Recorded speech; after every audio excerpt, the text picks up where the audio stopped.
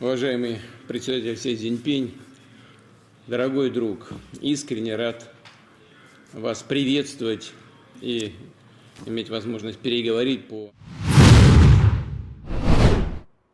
Perang dagang besar-besaran yang digagas Donald Trump untuk menekan Tiongkok justru berbalik menghantam Amerika. Di tengah kegigihan Presiden Xi Jinping yang menolak bernegosiasi, Trump mulai melunak bahkan nyaris menyerah. Dampaknya terasa luas dari petani Amerika yang kehilangan pasar, raksasa teknologi yang terguncang hingga ancaman resesi yang mengintai. Sementara itu Tiongkok terus melaju memperkuat industri di dalam negeri, meluncurkan astronot keluar angkasa dan menunjukkan pada dunia siapa sebenarnya penguasa baru perekonomian global. Bagaimana akhir drama perang dagang ini dan siapa yang benar-benar menang? Inilah hot topic. Topik terhangat terkait isu-isu nasional dan internasional yang berdampak signifikan terhadap kita semua. Ketegangan Xi Jinping membuat Trump keteteran dalam perang dagang melawan China. Perang dagang ekstrim yang dilancarkan Presiden Amerika Serikat Donald Trump ke Tiongkok menuai hasil sangat negatif bagi Washington. Ketegangan Presiden China Xi Jinping menolak berunding dengan Gedung Putih membuat Trump berpikir ulang tentang strategi menekan dan negosiasinya. Trump mulai melunak jika tidak bisa disebut mengalah setelah menetapkan tarif dagang imbal balik sangat mencekik ke Tiongkok. China membalas tarif Trump dengan menaikkan tarif resiprokal hingga 125%. Trump sebelumnya menetapkan tarif dagang imbal balik ke China sebesar 145%. Tertinggi dibandingkan negara eksportir lainnya. Secara faktual, dampak perang dagang ala Trump lebih banyak merugikan pasar Amerika ketimbang kemanfaatan yang mereka rasakan. Petani kedelai dan jagung Amerika meradang karena bakal kehilangan pasar besar ekspornya ke Tiongkok. Brazil telah menjadi alternatif pemasok dua komoditi penting itu ke China. Begitu pula raksasa teknologi seperti Intel, Nvidia, Micron, dan industri semikonduktor langsung merosot performa bisnisnya di bursa saham. China telah memerintahkan semua lembaga dan aparatur negara untuk tidak lagi menggunakan perangkat lunak komputer perusahaan Amerika. Tiongkok sudah mengembangkan perangkat lunak sendiri guna melepaskan ketergantungan pada produk semikonduktor barat. Perubahan sikap Trump yang tadinya tampak arogan mengintimidasi China memperlihatkan praktik politik globalnya telah gagal. Trump tidak berhasil mengkapitalisasi pertempuran itu untuk memperkuat pengaruhnya secara domestik maupun internasional. Tapi, sebagian dari 80-an negara mitra dagang Amerika yang juga dikenai tarif resiprokal menyerah dan bernegosiasi dengan Washington. Termasuk Indonesia yang mengirimkan 3 utusannya dan konon dimanfaatkan para pembantu Trump dan raksasa keuangan Amerika untuk menekan Jakarta. Isunya, perusahaan jasa keuangan Amerika mempersoalkan penggunaan QRIS yang menyampaikan layanan keuangan seperti Visa dan Mastercard. Washington juga mempersoalkan hilirisasi dan eksplorasi mineral nikel yang dari hulu ke hilirnya didominasi perusahaan Tiongkok. Sementara komoditas terbesar ekspor Indonesia ke Amerika ada di sektor tekstil garment serta sejumlah produk pertanian dan perkebunan. Kepala Badan Pusat Statistik Amalia Adininggar Widyasanti melaporkan Amerika merupakan satu di antara 3 negara tujuan utama pangsa ekspor non-migas Indonesia. Nilai ekspornya mencapai rata-rata 12,0% dari total ekspor Indonesia ke berbagai negara. Secara persentase tidak terbesar tetapi juga cukup signifikan. Nah, sekarang setelah beberapa pekan berlalu, Donald Trump mulai membuka opsi pengurangan tarif impor dari Tiongkok. Kepala media di Gedung Putih, Trump mengatakan tarif sangat tinggi untuk barang-barang Tiongkok akan turun secara substansial. Ia bahkan berjanji untuk menghindari taktik keras, bersumpah untuk bersikap sangat baik di meja perundingan dan berjanji untuk tidak menyebutkan asal-usul pandemi COVID-19. Trump tetap saja mengancam walau terlihat sudah kewalahan menghadapi keengganan Tiongkok untuk berunding dengannya. Beijing memang sama sekali tidak bergerak tawaran Trump untuk duduk di meja perundingan. Sebaliknya, Tiongkok menuntut Trump untuk menghapus semua tarif untuk Tiongkok. Pernyataan terbaru yang ingin menurunkan tarif resiprokal ke China justru mendatangkan ejekan dan nyinyiran para pejabat pemerintahan di Beijing.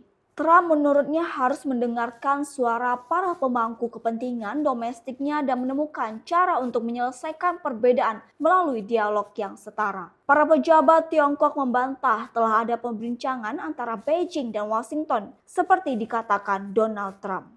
Kata juru bicara Kementerian Luar Negeri Cina, Guo Jiakun. Sedikit kilas balik pada tanggal 2 April 2025, Presiden Donald Trump menandatangani perintah eksekutif yang menerapkan tarif timbal balik pada impor dari puluhan negara di dunia. Trump menyebut momentum itu sebagai Liberation Day atau hari pembebasan bagi Amerika dan strategi politik dagang global yang telah mengguncang dunia.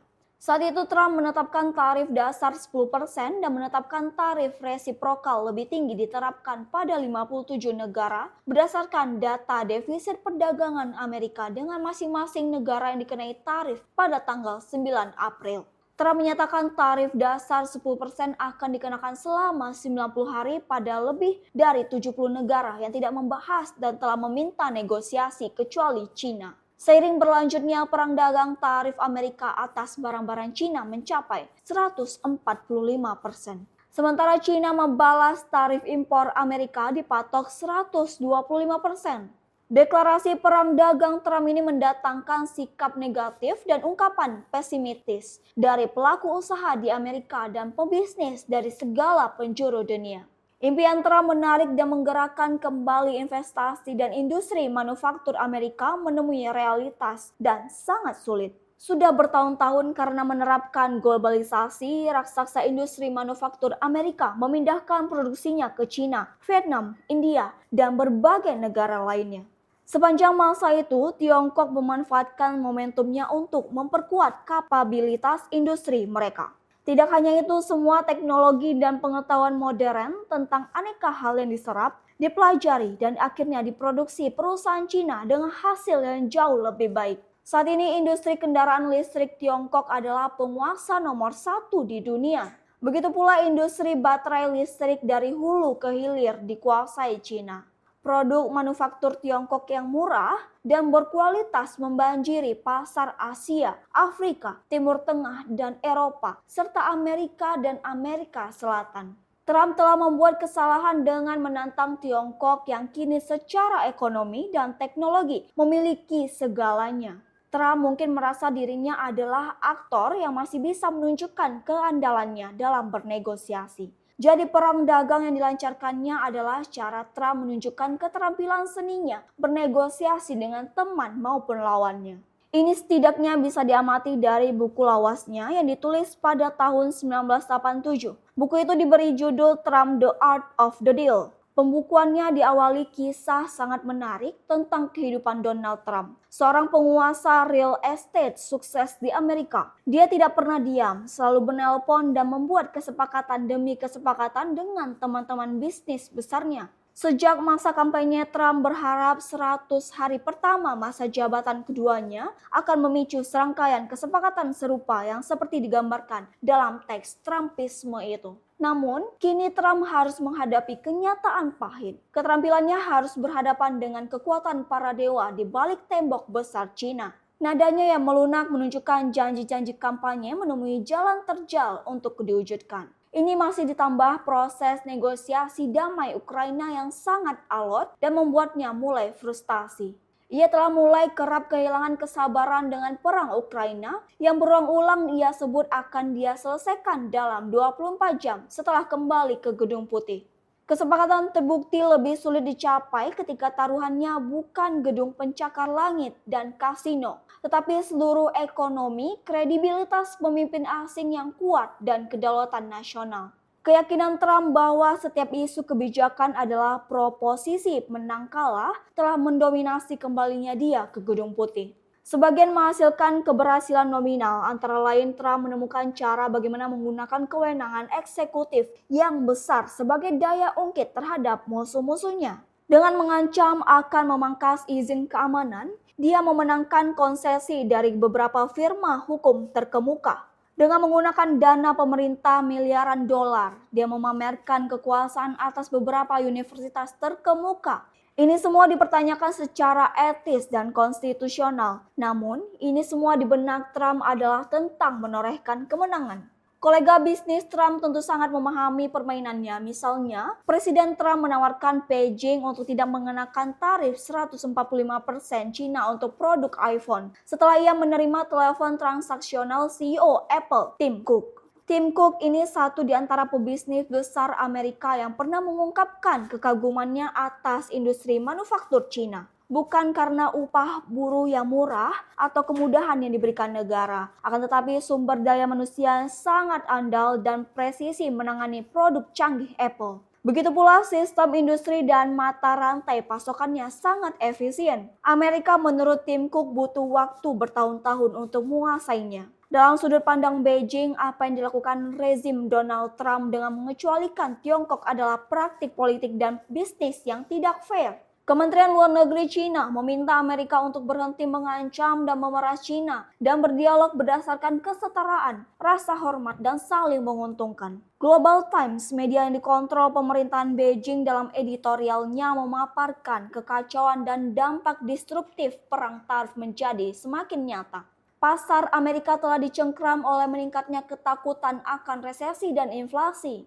Pertumbuhan ekonomi Amerika bakal merosot drastis hingga 0,1% pada tahun 2025.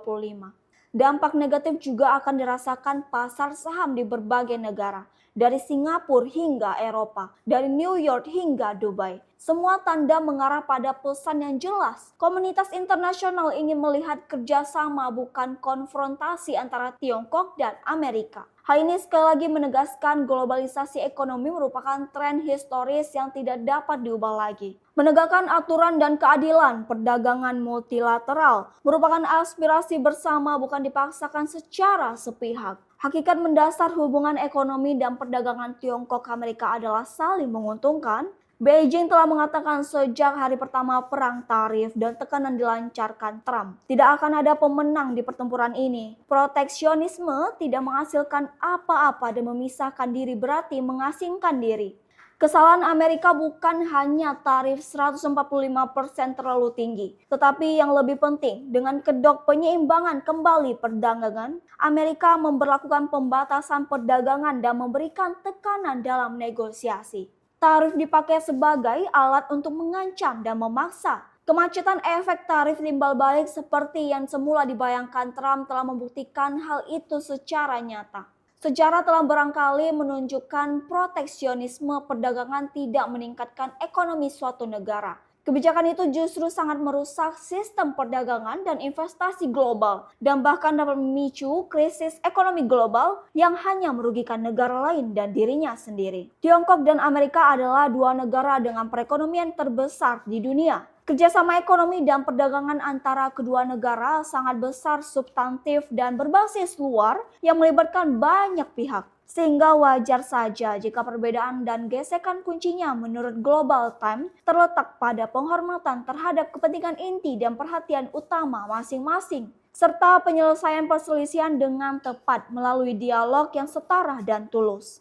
Tribuners, Cina atau Tiongkok adalah kekuatan sangat besar di dunia. Pengaruhnya sudah terbangun sejak 5.000 tahun lalu ketika Amerika belum ada apa-apanya.